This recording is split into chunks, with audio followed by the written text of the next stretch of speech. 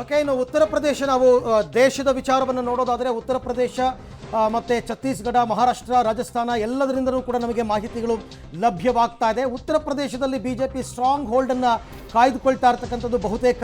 ಹಾಗೆ ಬಿಹಾರದಲ್ಲೂ ಕೂಡ 40ರ ಪೈಕಿ 35 ಕ್ಷೇತ್ರಗಳ ಟ್ರೆಂಡ್ ಸಿಕ್ಕಿದೆ. ಅದರಲ್ಲಿ ಬಿಜೆಪಿ ಪ್ಲಸ್ ಅಂದರೆ NDA 26 ಕ್ಷೇತ್ರಗಳಲ್ಲಿ ಸದ್ಯಕ್ಕೆ ಲೀಡ್ನಲ್ಲಿದೆ ಅಂತಕ್ಕಂಥ ಮಾಹಿತಿ ನಮಗೆ ಬರ್ತಾ ಇದೆ. ಇವೆಲ್ಲವೂ ಕೂಡ ಆರಂಭಿಕ ಮುನ್ನಡೆ.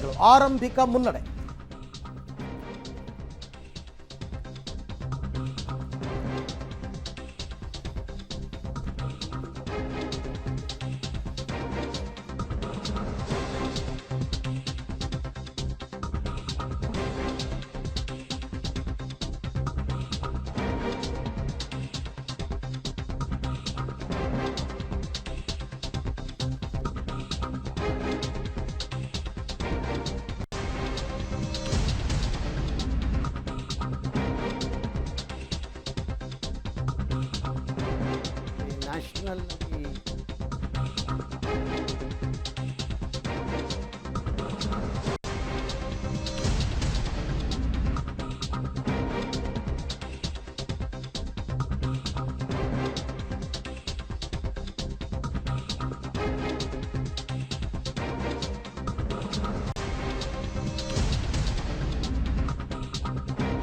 ಸಮಯ 9 ಗಂಟೆ. ಈಗ ಸುಮಾರು 1 ಗಂಟೆಗಳ ಕಾಲದ ಮತ ಎಣಿಕೆ ಪ್ರಕ್ರಿಯೆ ಮುಗಿದಂತೆ ಕಾಣಿಸ್ತಾ ಇದೆ. ಇದರಲ್ಲಿ ಅರ್ಧ ಗಂಟೆ ಮಾತ್ರ EVM ಮೆಷಿನ್ಗಳು ಬಂದಿದೆ. ಭಾರತದ ಈ ಲೋಕಸಭಾ ಚುನಾವಣೆಯ ಫಲಿತಾಂಶದ ಚಿತ್ರಣ ಈಗ ನಿಧಾನವಾಗಿ ಸ್ಪಷ್ಟವಾಗ್ತಾ ಇದೆ.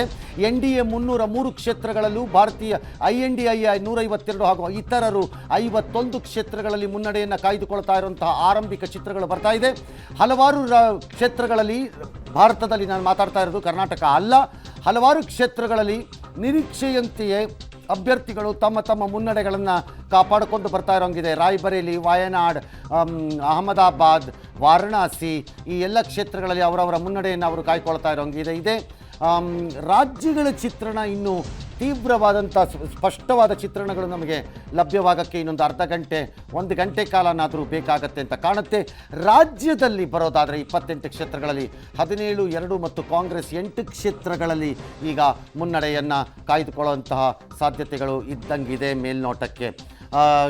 ರಾಷ್ಟ್ರ ಮಟ್ಟದ ಕೆಲವು ಕ್ಷೇತ್ರಗಳ ಪೈಕಿ ಗಿರಿರಾಜ್ ಸಿಂಗ್, ಕೇಂದ್ರ ಸಚಿವ ಗಜೇಂದ್ರ ಸಿಂಗ್ ಶೆಖಾವತ್ ಇವರೆಲ್ಲರೂ ತಮ್ಮ ಮುನ್ನಡೆಗಳನ್ನು ಉಳಿಸ್ಕೋತಾ ಇದ್ದಾರೆ. 1 ಗಂಟೆಯಲ್ಲಿ ಗೊತ್ತಾಗುತ್ತೆ. ಉತ್ತರ ಪ್ರದೇಶದಲ್ಲಿ ಮಾತ್ರ 77, 80ರಲ್ಲಿ 77 ಬಂದಿದೆ, 49, 27 ತೋರಿಸ್ತಾ ಇದ್ದಾರೆ. ಮಹಾರಾಷ್ಟ್ರದಲ್ಲಿ 25, 20 ಇದ್ದಂಗಿದೆ. NDA ವರ್ಸಸ್ ಇಂಡಿ ಅಲಯನ್ಸಲ್ಲಿ ಶಿವಸೇನೆ, ಉದ್ಧವ್ ಠಾಕ್ರೆ ಬಣ ಮತ್ತು ಶರದ್ ಪವಾರ್ ಅವರ NCP ಬಣ ಮತ್ತು ಕಾಂಗ್ರೆಸ್ಸು ಮೂರೂ ಸೇರಿಕೊಂಡಿರುವಂಥದ್ದು ಜಾಗ ಇಂಡಿ ಅಲಯನ್ಸಲ್ಲಿ. ಅಲ್ಲಿ ಆದರೆ BJP ಜೊತೆಗೆ ಏಕನಾಥ್ ಶಿಂದೆ ಬಣ ಹಾಗೂ ಅಜಿತ್ ಪವಾರ್ ಅವರ NCP ಸೇರಿಕೊಂಡಿದೆ.